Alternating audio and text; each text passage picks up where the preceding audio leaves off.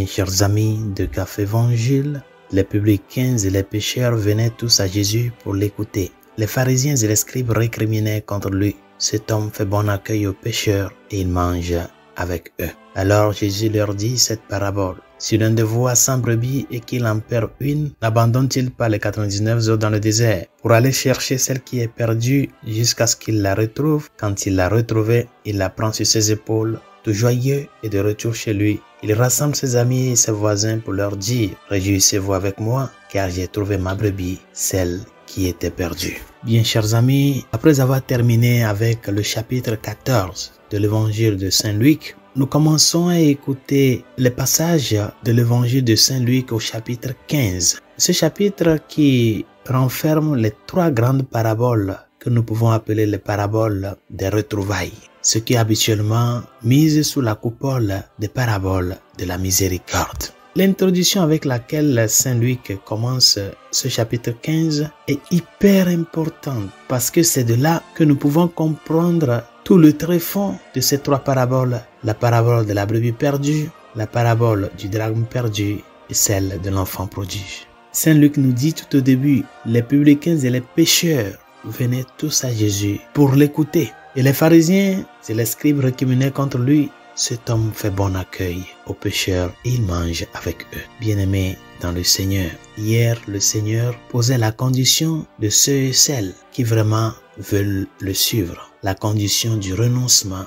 Renoncer jusqu'à soi-même, prendre sa croix et faire chemin avec lui. Le chemin de l'exigence. Mais aujourd'hui, il y a une chose très importante que nous montre l'évangile. C'est que le même Dieu qui nous appelle à ce renoncement-là pour le suivre, lui-même, bien avant nous, a renoncé à tout. Il s'est dépourvu de tout. Tout Dieu qu'il est, il s'est dépouillé en se faisant homme pour nous sauver. Le Seigneur s'est humilié en prenant notre condition humaine. Et dans cette humiliation, dans ce renoncement, il y a une chose à laquelle il n'a pas renoncé. Le salut des âmes. Il a renoncé à tout, sauf à une chose. Le salut des pécheurs, ton salut, mon salut. Et à l'image de ce berger-là, de la première parabole, et de cette femme-là, de la seconde parabole, nous voyons l'image de ce Dieu qui, dans la préoccupation, nous a montré l'extraordinaire ténacité de parvenir à sauver tout l'homme. Là où toi et moi, nous croyons que tout est perdu, c'est là que nous voyons quelqu'un qui nous dit « Tout n'est pas perdu, il y a de l'espoir ». Et cet espoir-là, c'est lui-même qui se met en chemin pour nous le manifester.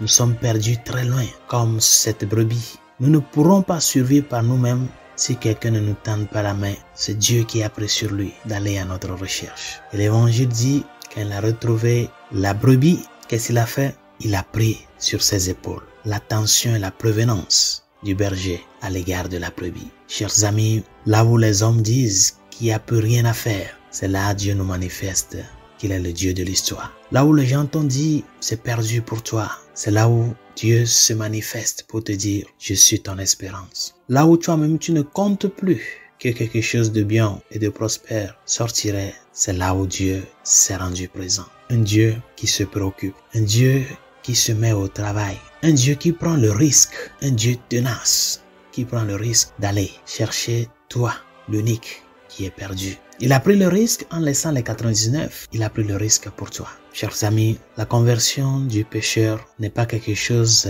juste éthique. Toute conversion est une rencontre dont l'initiative vient de Dieu. Et tout un chacun de nous, à un moment donné de la vie, nous nous sommes perdus. Et c'est lui le bon berger qui, prenant sur lui le joug de notre sort, nous a manifesté son attention et sa prévenance. Si Dieu a fait tant pour toi, parce que ta vie vaut quelque chose de très grand, pourquoi toi-même, devant les petites croix de la vie, tu désistes? Si Dieu a pris le risque pour toi, tu as de la valeur à ses yeux. Prends soin de cet amour qu'il t'a manifesté et montre-le avec un sens de gratitude que cette vie dont il espère quelque chose de grand, que cette vie peut donner des fruits, de vrais fruits de conversion, d'amour et de générosité.